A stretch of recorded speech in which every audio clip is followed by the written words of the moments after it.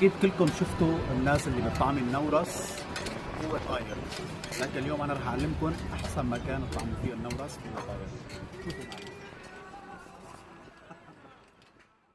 هذه أجمل تجربة لا تفوتكم أبدا في مدينة إسطنبول، وهذه المنطقة اسمها منطقة السليمانية بإطلالة مزدوجة على جامع السليمانية وعلى مضيق البوسفور وخليج القرن الذهبي. وهذه المنطقة تعتبر واحدة من أشهر وأقدم مناطق إسطنبول، وفيها العديد من المطاعم والكافيهات.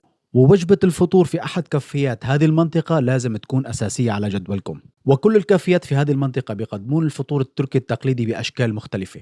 وأسعار الفطور تبدأ تقريبا من $20 على الشخص حسب الكافيه اللي تختارونه. وبتتميز أيضا هذه المنطقة بالحياة الليلية، يعني إذا فطرتوا الصبح ورحتوا بإمكانكم ترجعوا المساء وتسهروا في أحد كافيات هذه المنطقة. وأنا اخترت هذا الكافي بالتحديد للسهرة لأنه هاي الكافيه في ليها أجمل أطلالة في كل المنطقة، وهذا الكافي لعشاق الشيشة خيار جدا مناسب. والكافيات هون بتضل فاتحة كلها للساعة 2 بالليل. وهذه الكافيه اسمها موس كافيه، معروفة ومشهورة جدا. والمقاهي والمطاعم اللي موجودة في هذه المنطقة كلها مناسبة للعائلات وفي عندهم جلسات خاصة.